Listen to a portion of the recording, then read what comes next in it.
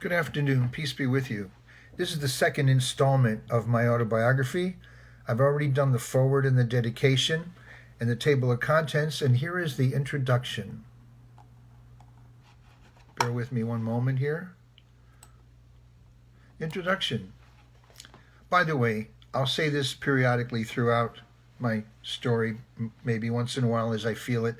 This is not an infomercial for Islam, and I am not trying to convert anybody. I'm just trying to tell my story. If it touches you in a certain way, don't blame it on me. If Allah touches your heart like He touched mine, thank Him. I'm not trying to persuade anybody to do anything. I'm just trying to express myself, just so you all get it straight. Okay? This is the introduction. This is my spiritual autobiography.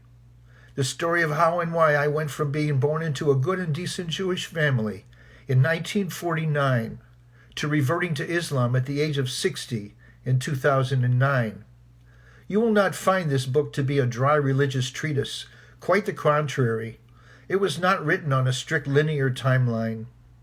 It frequently flashes forward and backward in time, much more like a chat over coffee than a dissertation. So pour a cup of whatever suits you. Sit back and enjoy. There are many people in my life who I love. I do not talk about many of them. They know who they are. There are many places and things in my life that are dear to me. I do not talk about them much either. I have made a sincere effort to stay focused on the purpose of this book, to record my spiritual journey from Judaism to Islam.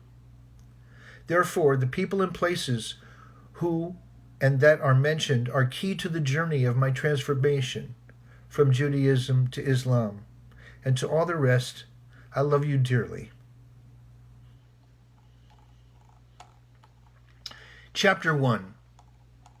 Chapter 1. Forgive me if I get emotional.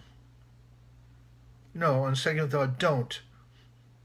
Don't forgive me if I get emotional. It's part of my story. It's a big part of the story. Emotions have a lot to do with life, don't they, folks? Chapter 1. My first spiritual teachers, my parents. My earliest memory of anything religious was watching and hearing my Jewish mother cover her head with a little blue velvet embroidered shawl on Friday evenings around sundown. As the delicious homemade kosher dinner smells wafted from the kitchen and filled our home, she would light the Sabbath candles, slowly making circles with her hands around the glowing flames, and then bring them to her face and cover it with them and speak softly and quietly for a little while in a manner that was unique to that moment on Friday evenings. My mother did not pray to God, per se. Rather, she talked to God, and she was asking Him to bless her family near and far, and no doubt for peace on earth. When she finished and smiled at us kids, there were 4 of us, her eyes were usually a bit moist, enhancing their beautiful light blue color. I had the honor for a while, as a child, of cleaning the 7 candelabras, the 7 little candelabra holders every Friday afternoon, spreading out old newspaper on part of the kitchen table as my mother cooked dinner, scraping out the old wax from the previous week and setting the fresh candles by melting the bottoms a little and placing them on the holders. There was 1 candle for each member of our family, 4 kids plus our folks, plus 1 in the center to light them, representing God. She was not into talking to rabbis or teachers much. She used to say, I don't deal with the middlemen, I deal with the top. She took it literally and personally. Hear, O Israel, the Lord our God is one. This is the essential monotheistic creed of the children of Israel. The Jewish people at the time of the law was sent down to Moses, peace be upon him. Even before Abraham, peace be upon him, Muslims call him Ibrahim, submitted to Allah and became submitted to him into monotheism. He was neither Jew nor Christian, but among the submitters to Allah, which is what Muslim means. That creed made an impression to this day. However, I do see the value of some talking with teachers and scholars. My mother was not a religious woman in the religious sense of the word, did not go to temple much, did not know Hebrew or study Torah. To her, religion was all about character. Be a mensch. Her words still ring in my ears. A mensch is the highest compliment a human being can be given in the Yiddish culture and language, which was spoken by Jews of Eastern European descent. It stood for someone who was responsible, trustworthy, good-hearted, high integrity, down-to-earth, a decent human being.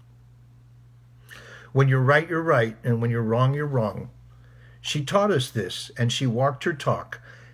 She taught us to back off when we were wrong and to stand our ground when we were right.